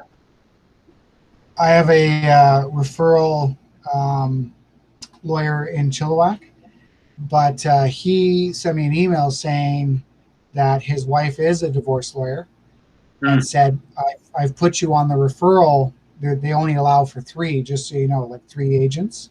Yeah. But I haven't received any referral. So I am going to follow up with his wife and see what's up. Yeah. Generate that relationship. So. And so you guys know as well as I do that I have 3 mortgage brokers that I refer. One of them is sitting right there. So like it's only like 8 people. I have to. But at the end of the day, I may refer 3, but I always nod one direction.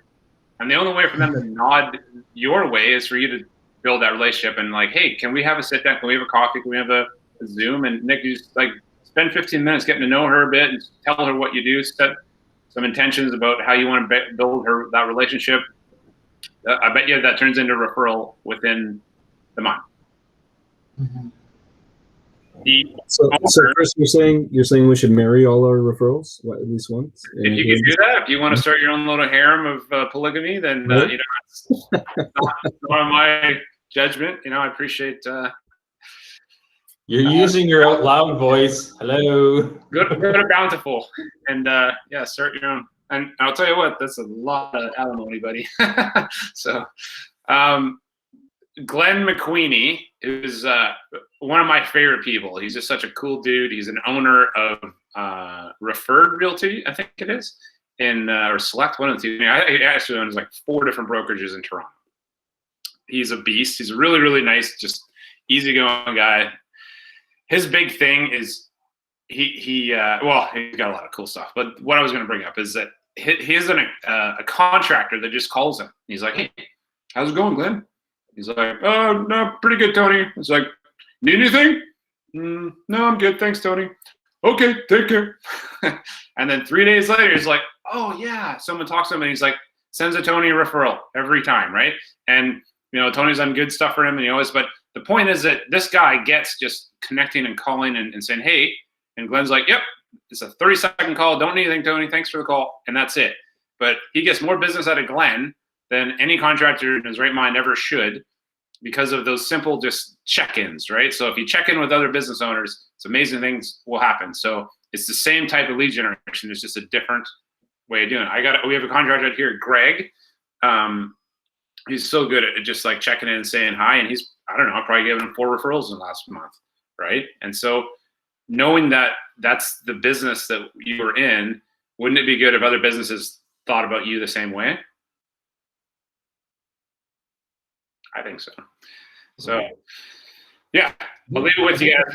Referral piece, like the 3 people, they're all ladies that I've got in my circle. When I send them out to people, and I'm like, these are 3 great people. They're all in Maple Ridge, Pitt Meadows, and Port Coquitlam. So if that makes a difference where you live, I'm favorite to one of them because she sat in my living room a couple years ago and explained everything in crystal clear explanations that I understood and my wife understood. And she looked at me and she went, is it really that easy to understand a mortgage? And it's like, she's literally pointing at Brandy is her name. And she's like, yeah, like, not that she had to speak stupid to either one of us, but she broke it down really simple. Mm-hmm. And there's a lot of people, when I send out the 3 names, I go, and if you're wanting for my favorite, this person here has spent many nights sitting in my living room explaining stuff to my wife and I, and we're a big fan of this person. And they're like, okay, I'm going to phone her because my boyfriend or husband doesn't want to listen to numbers. He just wants to know how much money we have to pay and how much we're going to save. And they just want the nut and bolts. It's beautiful, right? And that is the reason why you want to be top of the list, because the other 2 probably don't even get the nod unless it's like a unique situation, right? Yes. And I've got 6 referrals from her in the last 6 months. So nice. Yeah, good for you. Yeah. It works. Okay, log out here. Expired system. Everybody, we went over this last week, 2 weeks ago. Everybody saw the expired system. I'm gonna jump over it unless there's any reason. I'm not sure why it's in here. But anyone have any questions about expireds? I think we've been seeing a few more of them come up, and you're gonna see a bunch come up this summer. Okay, so being prepared to go through this expired script and the search system will definitely put some money in your jeans or your database this year. So it will happen, just less than you've never seen any in your career so far, likely, because of the market you've been working in. So expireds are going to come back around once the market, the prices start to slide and people aren't getting the multiple offers, 100,000 over asking that they expected. They're going to be disappointed with their agent, and you get to swoop in and save the day. So is there anyone in coaching that you guys suggest should be here? This is our chance for you to help us recruit, because it makes our life easier, and we like people like you. So tell us about them and them about us, and let's connect. I think that's about it for the slide deck. And H. Almond, you guys want to jump into Grow? Ready to roll? Does anyone have any questions about any of that stuff? I think H is going to have a quiet team here. So see how that goes.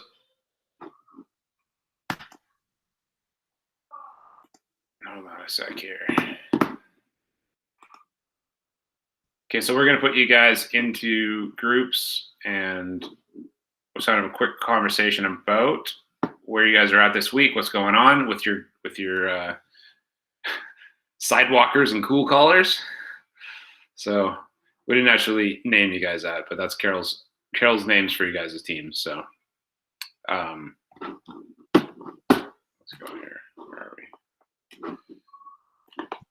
we? One thing I want to touch on is Keller Williams, like International, is doing Ignite together starting May 4th. Thank you. Yes, for sure. Yeah, so Ignite used to be a program where, it split into 12 subsections, and someone from the office teaches each part, and 2 or 3 days a week. And so instead it's going to be on Zoom, and it's going to be done through Keller Williams International. It looks like it's pretty beefy, and there's a lot of good content, and that's starting on May 4th. So that would be the Tuesday next week. So we'll still do the Monday on May 3rd here on our call, but after that, for a month, and Chris and I and Carol, we're all going to be on Ignite as well. So we won't be doing the Mondays for a month. Yeah.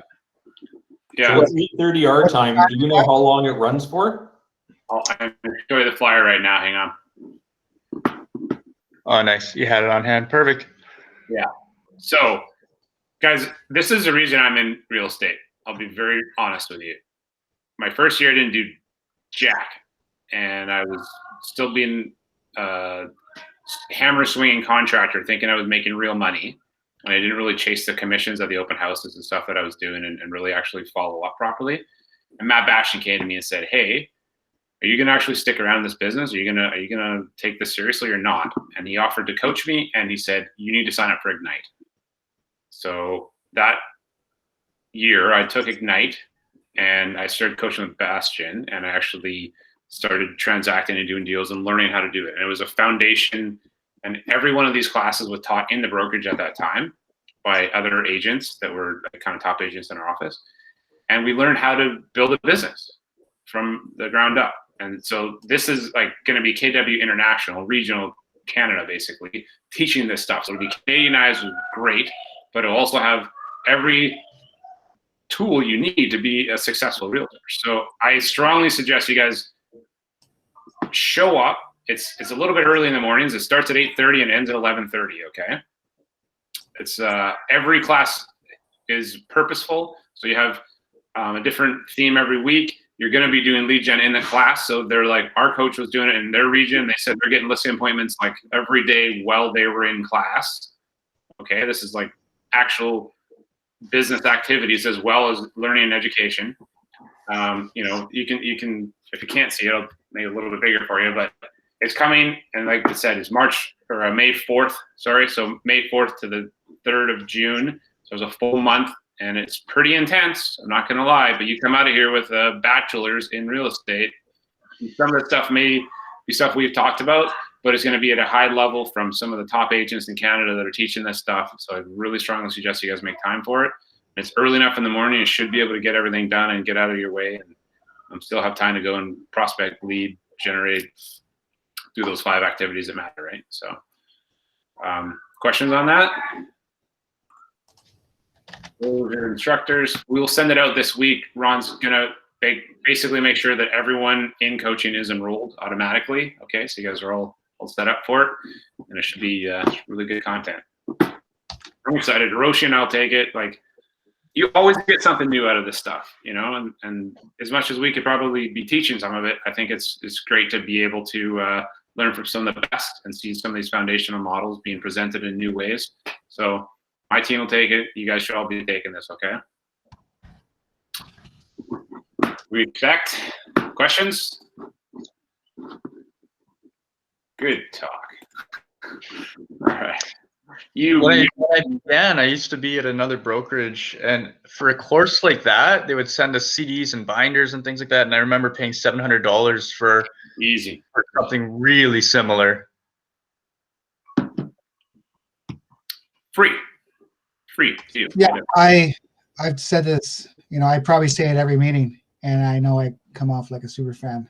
I'm ridiculous. I have to admit, but it's mind blowing. It's mind blowing. Remax, everything was a charge, and it was probably 50% more than the next guy, and the training was subpar compared to this. It wasn't even close. So yeah, and you'll see people that actually start with us, go to another brokerage, and then come back to us because the grass is greener, and then they realize like it's not actually. There's something to be said for. And it's not just new education, right? Think about that class on Friday with like that mastermind with Jay and Jordan, right? Like those and Josh, like those are 3 high producing agents sharing what they do, which we do a lot of that stuff. And people don't open up their books or show what they do in other brokerages like that. It just doesn't happen. So, Amr, are you able to split us up, bud?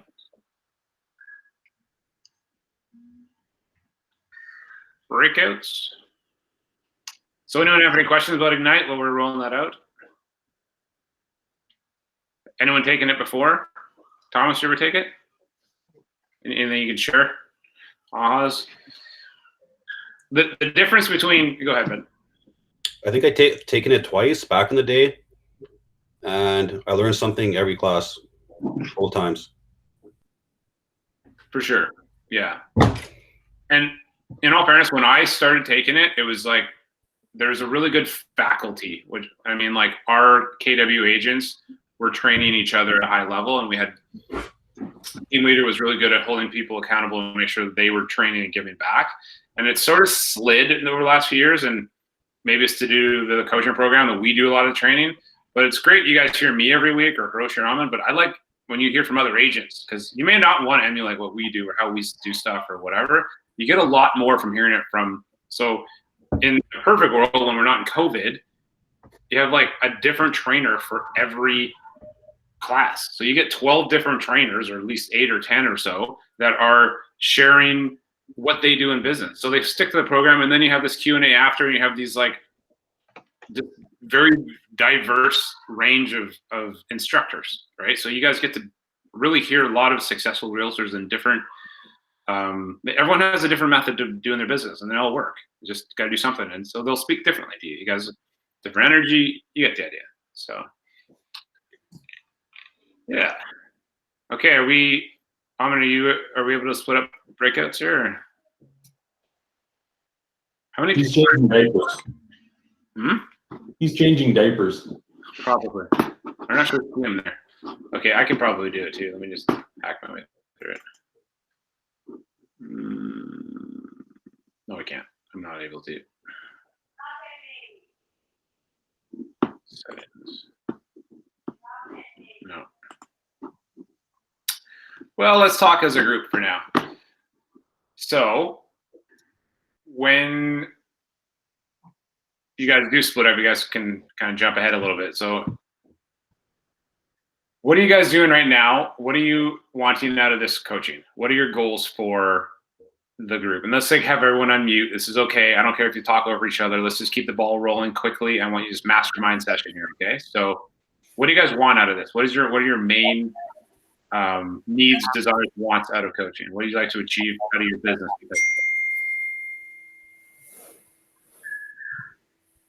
All at once. I just want to have somebody that's constantly keeping me in line. I love touching base with everyone and hearing how successful you are, and it just keeps me on the right path. Cool. Perfect. Good. Who else? Yeah, I agree. Motivation, definitely. And, there's nothing better than getting firsthand experience from all levels of agents. So I really appreciate that. It keeps me consistent. So showing up here, seeing that everyone else is out there banging out the same numbers, I really appreciate that. True. Beautiful. Thank you. Anyone else? We'll go one more. What else would you like to achieve? You can stay unmuted. This is a conversation. We're going to flow. I want to keep this moving. I know David's on the phone, but everyone else unmute and let's just shout it out. There's no right or wrong. I want to keep this moving ahead. I want to try and utilize the people around me in like a non-invasive and respectful way. I don't want to be cheesy, but everyone needs a house. So true. Yeah, and that's a big thing at the beginning of your career is not wanting to spam your sphere, your family, your friends. So adding value to those relationships is key, in my opinion. And so not tarnishing them, but actually increasing them and growing them.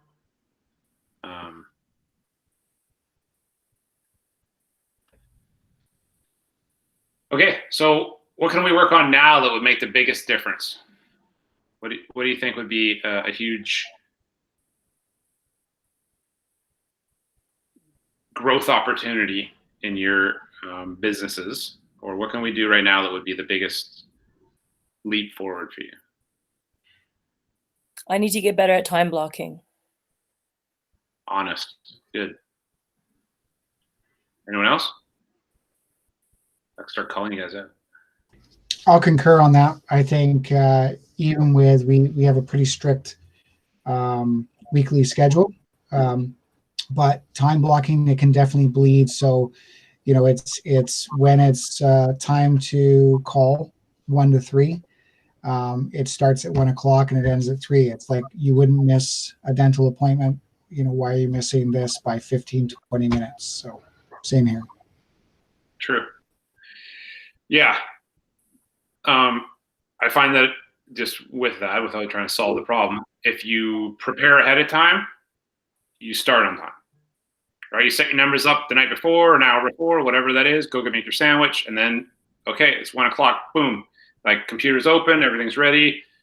Hard to not pick up the phone that way or whatever the activity is, right? So just having it, like, you must prepare before the activity, whether it's a listing appointment, you're going to do your CMAs ahead of time, you're going to have everything printed off, and then you're going to go to the appointment.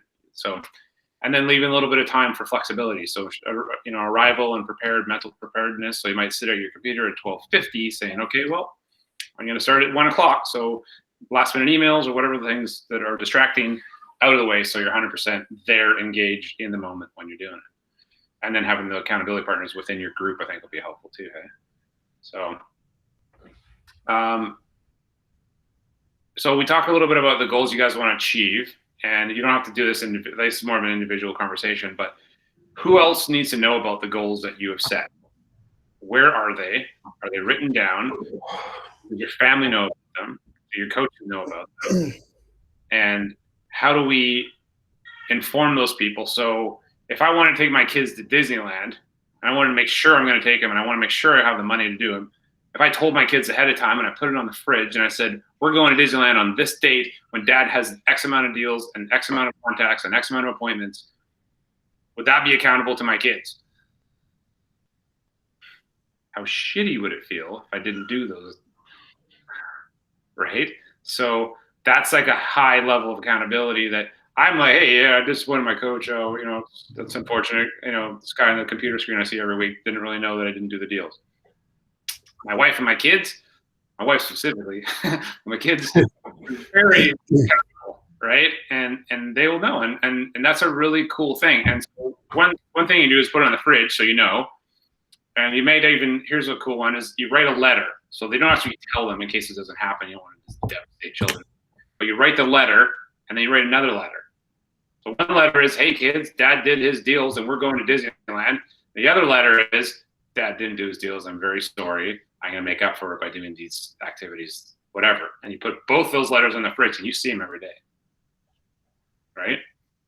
So there's an example. If you have kids or you have an accountability partner of some sort, or you have someone you hate, you put a check in the mail that says, I'm going to donate $500 to Donald Trump and his whatever campaign. That's motivating. Right? So put that on the fridge and saying, hey, every day that I don't do my activities, I'm getting one step closer to mailing this frickin' $500 to some orange asshole. So as an example, right? I remember Kevin Roberts wrote a check for $1,000 to his ex-boss that he had a lot of conflict with, and if he didn't quit, he would have been fired. So he wrote a check for $1,000 with a letter that says, hey, I'm sorry, you're right, I was wrong, real estate isn't for me, and here's the check for $1,000 because I didn't do these following activities: lead gen, follow a calendar, etc.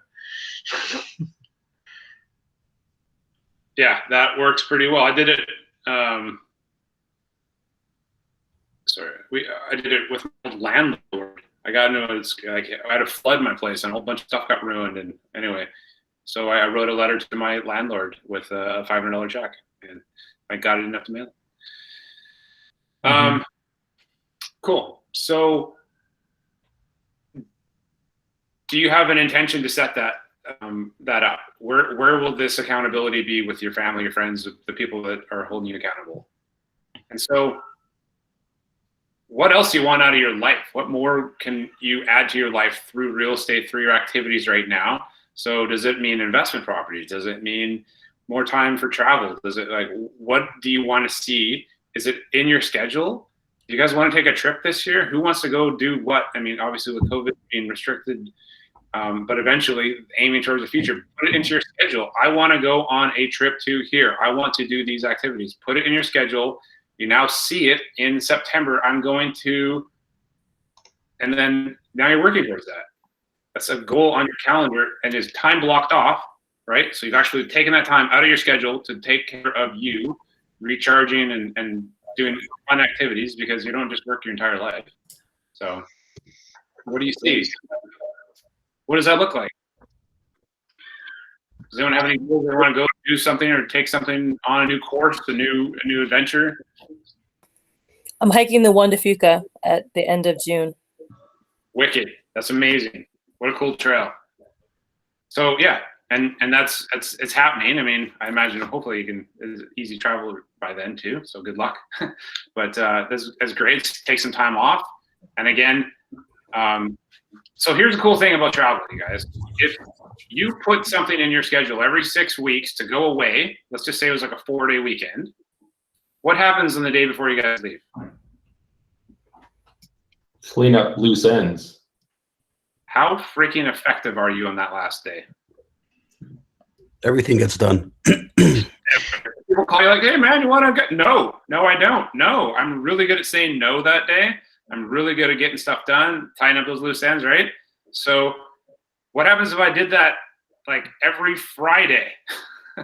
How effective would your business be? Every Friday, you called every person you need to call, you connect with everyone, you talk to all the people that you knew were going to be missing you while you were away, right? Which is everybody, because, you know, everybody loves you. And you followed up with everything and did all those loose ends every week. And here's the crazy thing is everybody needs you when you go away. It's amazing. Like the energy, the universe knows you're going away and they go, hey man, I know you're not, and then they just like come to you. The more you go away, the more in need you are, and the more business shows up at your door and the more effective you are. So my point is, the more often you go away, the more recharged you become, the more exciting your life becomes, the more you can post cool stuff you're doing on social media, if that's what you do, but the more exciting your life is in general, and you get to be a very effective business person while you're in town, and then you go away and you feel really good about it. So get more vacations in your schedule. That makes sense? Take a bunch of little trips, or if you want to go to Europe for 6 weeks, awesome. But know that when you take that time off, there will be a lull in your business 6 weeks after, or 90 days after that, for 6 weeks, and that will hurt you, especially at the beginning of your career, until you have systems in place. So little trips, just every 6 weeks, do something. Every 6 weeks, do something. Put it in your schedule. And that's your goal for this year, is find something to go do every other month, forever, that's fun and interesting, and get out of your business for a bit, recharge, work towards that, follow up with everyone before you leave, and as soon as you get back, you're going to be really busy, I promise, because you're not wait long enough to really affect you. So, or do you have 2 to 3 to 5 year goals in your business? What are they? What do those look like? Are they written down? Do you know where you want to be in 2 years and 5 years? In 2 years, your license will renew. What will your business look like at that point? What do you want to grow your business to in 2 years? What is your 5-year goal? Are those written down? Do you want to be retired in 5 years? Hiroshi. Hiroshi is the only one here I think will be retired in 5 years. He doesn't have enough gray hair yet. Yeah, I know. Hiroshi's like, considering he's only 14 years old, retiring in 5 years is freaking amazing. But what does that look like? What are your short, mid-range goals looking like for your business? Because if you don't know, I promise you don't know how to get there. So write it out, have it in a document that you can reflect on, and then every activity you're doing is either going towards it or away from it. Okay? So what else? So you have these goals, you set them out. What's getting in the way of reaching your goals right now? What are the big hurdles or challenges or ahas that are blocking you from hitting those goals? Well, the pandemic sucks. Fair. That's across the board, though. To be fair, it's everyone has the same challenge. Aside from new agents not being able to do open houses, I think that's the one big thing for new agents, that you guys don't have that ability to go turn new business out of open houses as easily. So that is a big one, because I believe it's one of the biggest pillars for getting new business. Not that there aren't other ways to do it. Chris, do you think once, and I'm going to loosely say when we return to normal, not splitting hairs on COVID, do you think people are still going to go back to doing open houses, or do you think that many agents longer than or newness are going to do their business different because they realize that they haven't had to do open houses the way that traditionally they've been done? I think you're going to go back to normal for the most part. I think open houses are a really good use of time to getting the public into. I mean, the public might push back on it, but as an industry, it's open houses are bread and butter for us, right? Like that's how we build businesses. That's how we connect. That's how we meet people. It's a really simple. It's baiting the trap, right? It's cheese in the trap for new clients. So I believe that we will do everything we can to continue it. I don't know that the public will be as keen to not having showings by appointment only, and that might be one of our value propositions, is that we don't do open houses, we do appointments only, and then you set yourself aside from your competition, and maybe people say, hey, we prefer that. Right? Why there's smarter alternative than mob open houses.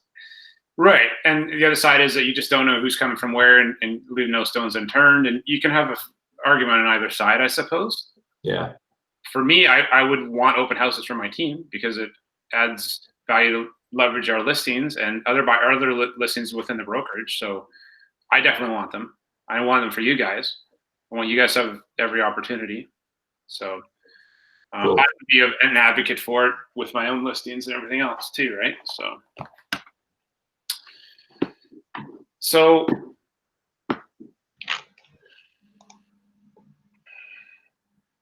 what do you think so the reality is that, we're having challenges in our businesses. There's just not enough leads, we'll say. Is that probably the number one concern, that we're not growing our businesses fast enough as a group? I'm included. We never have enough leads. There's no such. Yeah, you can never have too many leads set up on a search and collab. Yeah. Right. You don't have enough people you're connected with in a sense of having buyer consultations and listing appointments, right? Yeah. There's just never enough of them. So why do you think that is?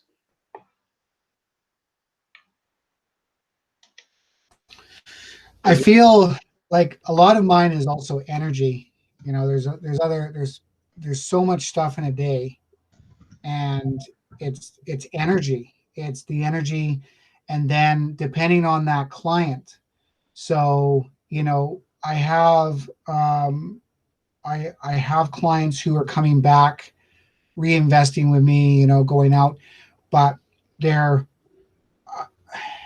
it's trying what I would like to emulate for myself and for the team is to find these quality clients who can be processed relatively quickly, a little more cookie cutter. But it's trying to find that balance.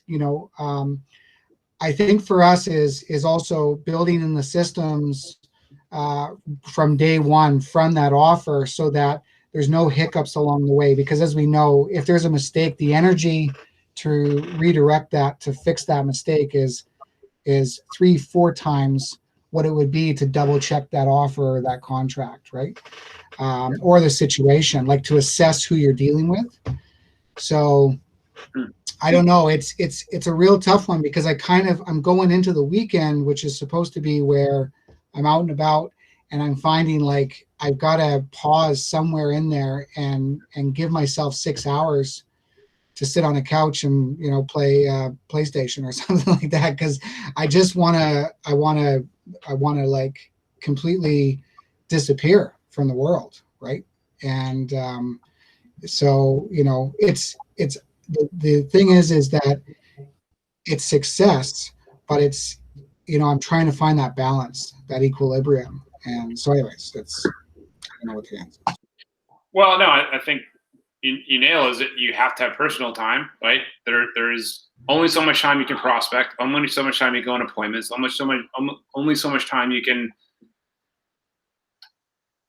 be on the phone with clients, solving problems and doing these things. And then you have your own family problems. Then you have your own personal problems. You still need to take care of your health and your balance in your life. So there is a limit to the amount of leads, a limit to the amount of energy you can put out there. And I agree that certain clients take a lot more of it. I have one right now who's really, really, really demanding, and it's exhausting. And she's so freaking neurotic about every little detail, about everything in the listing. And like, she's a friend. So I'm trying, oh yeah. And it's like, eventually it's just like,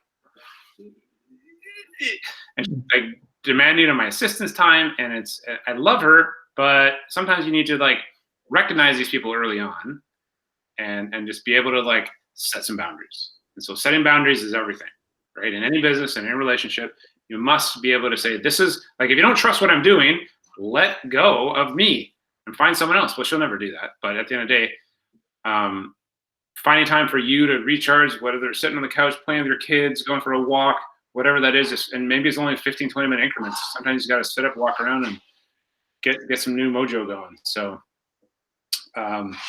there's no simple way to do it in a busy market either. I think that as an industry, we are run off our feet right now.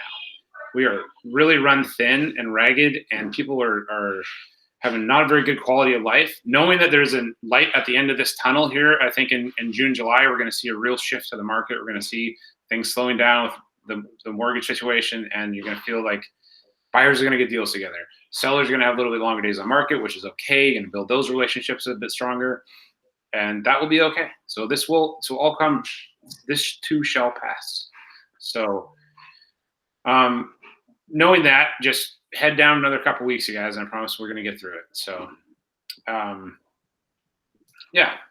So what are the big obstacles that you're facing right now in your business? So is there something you could do to avoid some of these time traps, or these clients that are time sucks, or spending energy in the wrong direction, not having enough time for your lead generation and your appointments and so forth?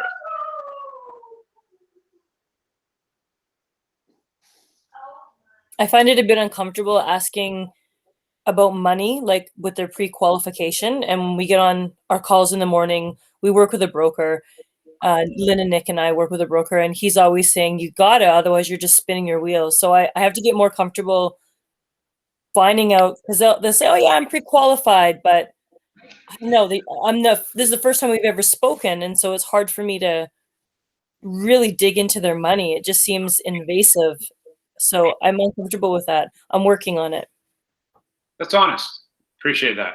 I think I felt the same way at the beginning too, until you realize that as a consultant, you must know this stuff, right? You must truly feel that you're helping them by knowing that information and bringing it to their attention. And they may not need to answer every question, but they need to give that information to the right person, which is a mortgage broker. Mm-hmm. I have a buddy who's a realtor who gets their NOAs and their T4s and their everything, and then he gives it to his broker. So this is like, he goes in deep with his clients about their financial situation, and then he'll pass them off to a broker, like literally on a platter. So that's when you know that you got your pre-qualification, is when you got their NOAs in your hand. And I can just quickly do some math and go, oh, you can't buy a sandwich, and look at all that debt you got, right? And you know that stuff. So that is, I mean, you don't have to be at that level, but at least knowing that at the very beginning of a conversation, maybe you haven't earned the right. If it's a very young conversation, like first time meeting, but if you set it up as a consultation, it's just part of the conversation, right? I'm consulting you, and part of it is I want to know what you want to buy and what time frame, what you can afford. And when I get into what you can afford, then I can ask those questions, and it's just coming from a place of contribution and there's no judgment. Yeah. And that's the key, is no judgment. And then they'll feel safe and in a secure place to share that information. I've gotten into the habit of asking people, I'm like, okay, so where are you guys at for the money stuff? And I try and put it down, because it's not fun to talk about the money stuff. And that's why there's mortgage brokers and banks to do that. And I do the fun part. I go window shopping with your money, and I show you houses, and it's fun. This is why I'm not a mortgage broker, because I don't want to do that. And when they're say, oh yeah, no, we've been saving and we've got it figured out. If I don't hear enough of the answers to make me satisfied, I'm like, okay, so you're dealing with a bank or do you have a broker? And then the answer, however, and I'm like, okay, so down payment, you got like a bunch of money tucked under a mattress or something set aside? And they're like, well, we've got some down payment. I'm like, okay, so we're looking at about 5% of whatever the purchase price is. And sometimes that's how much? Oh, really? And it's like, yeah, like everybody's got $75,000 just sitting around, don't we? And I make a joke because I don't. And then when they kind of go, well, no, we've got money that's set aside, but it's in a trust account, or it's a life insurance policy, or it's a gift from grandma or grandpa. I'm like, okay. I go, so if we go show you a house tomorrow and we write on it the next day and you win the offer, you need to come up with that 5% 24 hours after subject's removed. Are you guys in a position to do that? And when they look at each other and go, fuck no, sorry, like no. I'm like, okay, so we're not going to be showing you guys a house until you're in a position to pull the trigger. I go, there's no point in showing up to a fight with there's no bullets in the gun, right? I'll leave you guys with this name and number. You talk to this person, you go back to your bank, and then let me know in a couple of days. And then I follow up, and they're like, okay, no, it's much better. We've got this figured out now. And I'm like, okay. And then they usually start to share more without having to dig in too deep and feeling evasive. Because yeah, at some point I don't want to know their yucky debt or their junk. As you get more comfortable, though, it just becomes natural. It's all part of the process, and it is okay. Like here's the thing. You wear many hats in this business. You are in their castle, right? Their home. You are a financial advisor. You're a psychologist, marriage counselor, right? You are in every aspect of their family life, right? They trust you with many things. The mortgage broker is talking finance. That's it, right? Lawyers are talking law. You know a little bit about law, a little bit about mortgage, a little bit about house, a little bit about family. So it's that's why I love this business so much. A little bit about construction, right? Because there's so many different aspects about this relationship with people that you need to be able to have some level of expertise on. And you don't get it right away. There's no easy way to do that. You learn as you go, but it's really fun when you do, because now you can just be a consultant. You're just there to answer questions and be helpful and connect them with the experts. And then you stay in your lane at the end when it really counts for negotiating and stuff like that. So I think from this quick powwow that scheduling and time blocking and figuring out, again, like role playing these conversations that you're having would be a really helpful thing, and putting that into your schedule, right? So those are things that they naturally get easier as you talk about it. And that can be part of your buyer consultation, right? It can be part of your listing consultation, especially when they're buying. And like when you're listing, like, do you have debt on the home? Like, this doesn't happen very often in a market like this, but when it's a down market, what happens if they bought at 1.2 and you're selling at 1.1? What happens if they're upside down in the mortgage? I know you guys know what happens. Comes out of here, you don't get paid, right? And you've got to pay that buyer's agent. So if you don't have the ability to ask that question to make sure that they don't owe more on the house, or have the ability to pay out whatever they owe on the house when you sell it, like it's a pretty, it's not an easy topic, right? But you have to be able to ask that, or you're on the line, you're asked on the line. So getting comfortable with that and being okay just being a consultant and saying, these are the things I need to know before we list the home, or these are the things I need to know before we go shopping. So it's just a checklist. And when you have a checklist, they're like, oh, they just answer it too, right? When you're going through, doctor's like, well, when's the last time I had a BM? You're like, right? So you're going to answer because they have a checklist, that type of thing. So just it's okay to get personal and direct when you've earned that trust by asking enough questions and being engaged. I think that will help a lot with that. So back to the schedule. Let's have everyone next week, because this will be the last week before. Wait, is this the last week? No, we got one more week. Next Monday, let's have everyone have their schedules dialed, and you guys can share it, talk about it. I want you guys to just be able to say when you're doing what activities, okay? And then the time blocking, you guys can maybe share a little bit about what you're doing to protect your time. Some ahas there, okay? Good stuff? Good. Anyone else? Any ahas? Let you get out of here. It's 12 o'clock.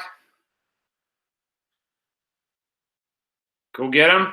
Go tackle your schedules. Have a great week. Let's add some databases. Get some listing appointments. Sell some houses. Yep. Put something in your schedule to go do something fun in 6 weeks. Maybe in our health area, but at least better be something you guys really enjoy doing. So you take some time off and recharge, okay? Good stuff. Have a wonderful day.